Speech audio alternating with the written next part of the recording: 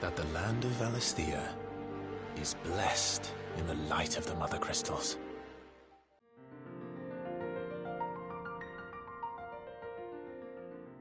Square Enix found its way back into the top. Without taking into consideration the success of Final Fantasy XIV, the second online entry in the series, in the past 20 years, Final Fantasy lost its place as the king of JRPGs, being 10 the last game that achieved perfection. We are not saying that every game that preceded it was bad, in fact, some of them are very good or even great games, but most of them have too many flaws. Final Fantasy XV was a decent game, riddled with problems, in part thanks to its problematic development, like an empty world, an incomplete game without the DLCs, and many more.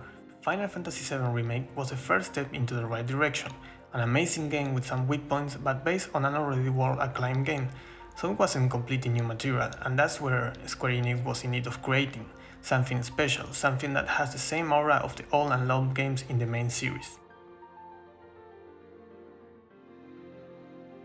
Treason, war, blood, sex, love, cruelty, noble acts and the worst of what a human can be.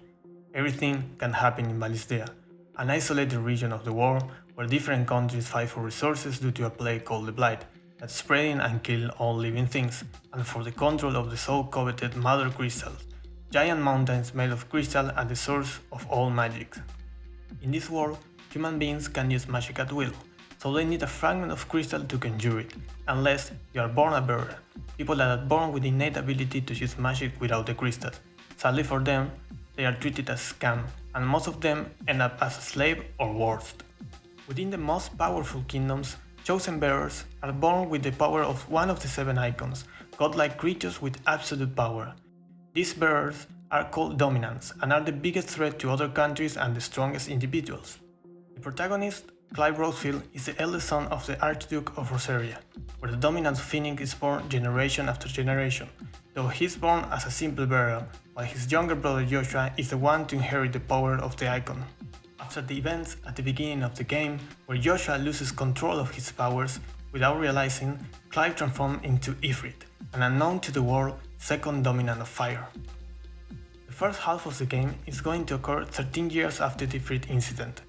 A grown-up Clive, drowning in revenge, will join forces with Sid and other outlaws in the hope of changing the status quo, eradicate the slavery of the bearers, and save the world from the Blight.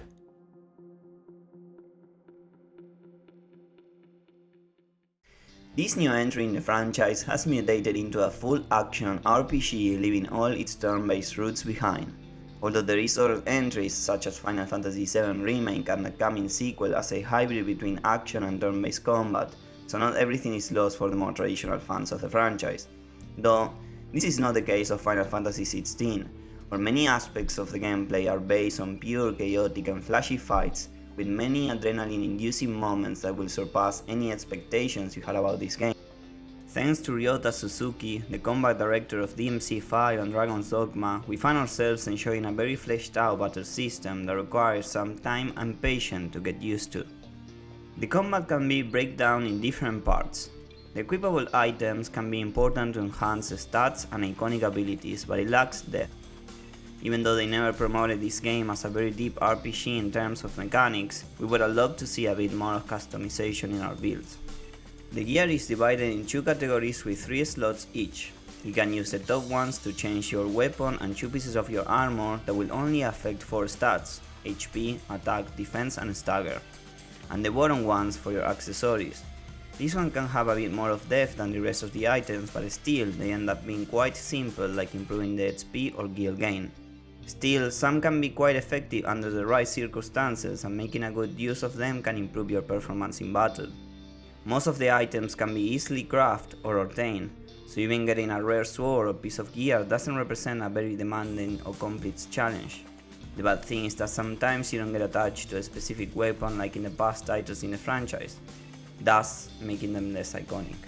We can find 2 types of abilities. The first ones come from glide powers and honed swordsmanship, like charging your blade with fire and magic to make a devastating attack or doing a powerful down thrust with your sword. And the second ones are your iconic abilities, that you gain throughout the main campaign. Each icon will provide you with a set of powers which you can equip up to 2 of them. Plus, you will always have one core skill that doesn't have any cooldown and can't be replaced. For example, with Finish Shift from the Phoenix icon, you can close the gap between Clive and your target, and after using it can be followed up by an attack or magic to deal more damage.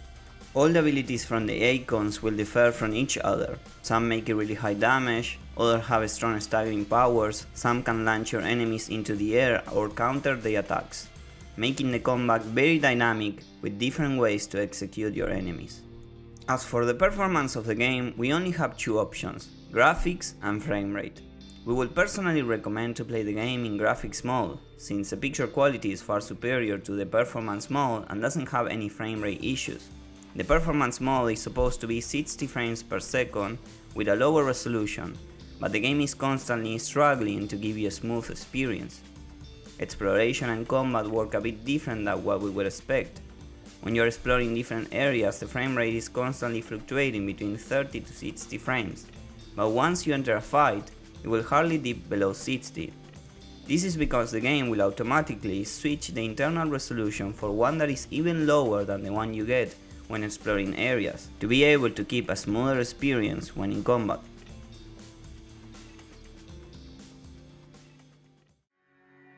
Leave all the funny looking characters behind, all the anime hairstyles and the crazy weapons.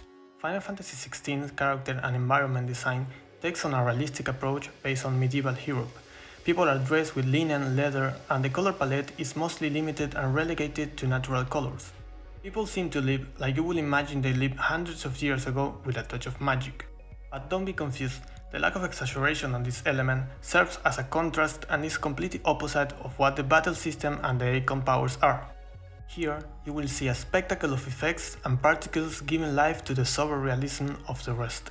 Icon fights are mostly thrilling and incredible events that will leave you with your mouth open throughout all the fight. While the main quest keeps you advancing through the story in a straight line, the side quests help you deepen into the world and its inhabitants' stories.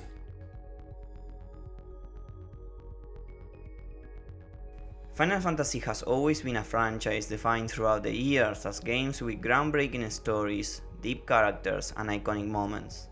But there is something else that helped to shape the history of Final Fantasy, that made it iconic amongst games: its music. Final Fantasy music is more than iconic due to its impact in the gaming industry. The complex and emotional melodies that help each game to become a very strong artistic expression are part of the DNA of the series. Many titles in the franchise added a layer of quality thanks to the compositions from the legendary composer Nobuo Uematsu and the many others that contributed in the long-running series. From the iconic One-Winged Angel from Final Fantasy VII to the prelude song everyone knows, the soundtrack of Final Fantasy has found its way into gamers' hearts and even known by those who haven't played the games. The newest entry is packed with an incredible high-quality soundtrack that enhances the emotion of each scene to a whole new level. Masayoshi Soken was the man in charge of the task of making the sounds of Valisthea, creating an exciting ride from the moment you start the game to the moment you finish it. The soundtrack is only one of the many layers in the sound of Final Fantasy XVI. From the voice acting to the explosive battles, everything you hear in the game has an extreme level of quality, and thanks to implementation of 3D audio we get an immersive experience like no other.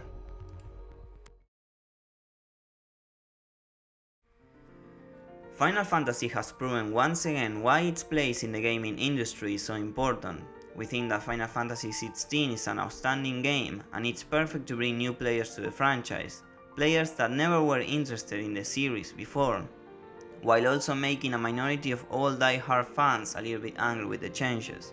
From the marketing campaign to every single trailer that was showcased, we got to experience a nostalgic hype that felt unique and special. It has a fast and outstanding combat, marvelous graphics, and an amazing soundtrack. It has all the ingredients that makes a Final Fantasy a Final Fantasy. It never tried to be an open world game, nor tried to be as hard as Souls games, and the things that it tries to deliver, it delivers them with quality. This game was made by people who clearly love the franchise, and besides not being perfect, we think that so far is one of the best games released this year and a strong contender for the Game of the Year award.